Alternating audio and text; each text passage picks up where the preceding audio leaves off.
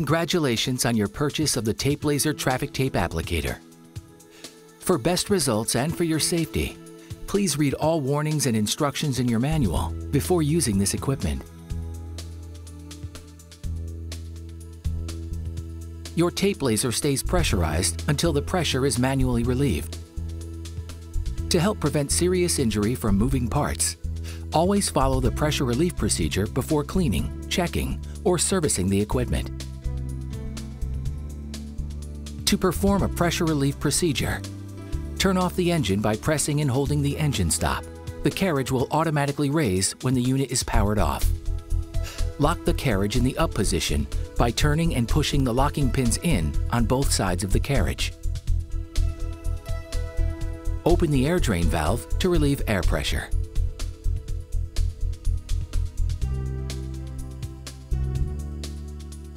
With the pressure relief procedure complete, check the engine and air compressor oil levels. Fill the fuel tank. Remove the blade guard and then tighten the bolts.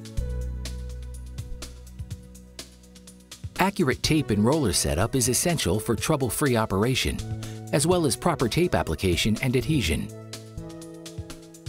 To ensure proper tape setup, remove the end collar from the spindle. Align the inside collar in the proper location along the spindle, depending on the width of the tape, and lock the collar into position. Load the tape onto the spindle so the tape feeds from the bottom of the roll.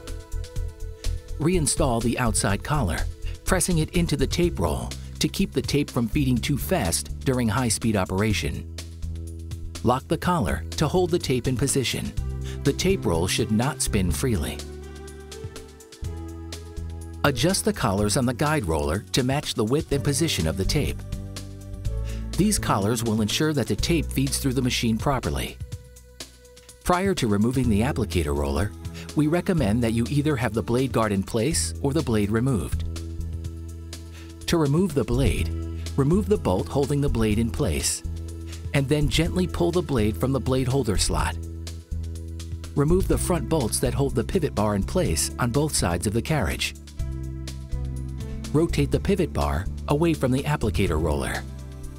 Remove the 3 bolts that hold the end plate onto the applicator roller. And remove the end plate. Remove the applicator roller, and then remove the bolt on one end of the hex shaft.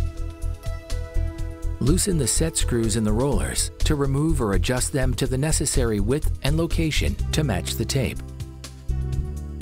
For your convenience, removed rollers can be stored on the vertical posts located in front of the handlebars. Tighten the set screws on the roller segments once they're in place, and reinstall the bolt on the end of the hex shaft. Reinstall the applicator roller, plate, and bolts.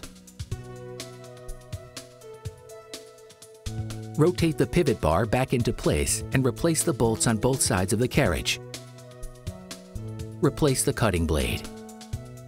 Remove the 3 end bolts holding the end plate on the tamping roller and remove the end plate. Remove the tamping roller, and then the bolt on one end of the hex shaft. Loosen the set screws in the rollers to remove or adjust them to the necessary width and location to match the tape. If you remove any rollers, place them in the designated storage location. Tighten the set screws on the roller segments once they're in place, and reinstall the bolt on the end of the hex shaft. Reinstall the tamping roller, plate, and bolts. Feed the tape over the guide roller and then between the brake and brake roller.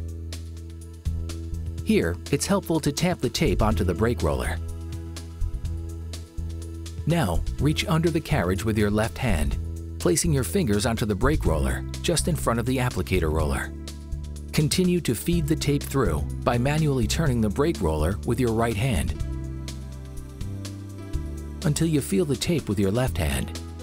This will be about a half turn. Pull the tape away from the brake roller and to within 1 inch of the ground. To prepare TapeLazer for application, follow these steps.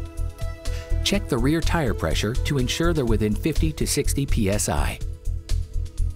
Extend the steel tape measure to 25 feet. Start the engine. Press the left and right arrow menu until you reach the setup screen. Press the A button for calibration. Set the travel distance to 24 feet. Move the pointer assembly to the rear location and align the pointer with the 1 foot mark on the steel tape measure. Press and release the tape application button to start calibration. Move the TapeLazer forward, keeping the pointer on the steel tape measure. Stop when the pointer aligns with the 25 foot mark. Press and release the tape application button. If you see an exclamation mark symbol, calibration is not complete. If you see a check mark, calibration is complete. With the pointer assembly in the front position, extend the pointer to a distance at which it is easily visible while operating. Measure the tape distance from the pointer to the cutting blade. Start the engine. From the main screen on the Live Look display, press D until the word System Delay is displayed on the lower right portion of the screen. Using the middle set of arrows, turn the system delay to On. Using the bottom set of arrows, input the measurement that you previously measured. From the main screen on the Live Look display, press E repeatedly until you reach the mode that you would like to operate in. Select M for manual mode, S for semi-automatic mode, and A for automatic mode. Now, press D repeatedly until line length and space measurements appear in the bottom right portion of the screen. Use the up-down arrows to select your desired length and space between lines.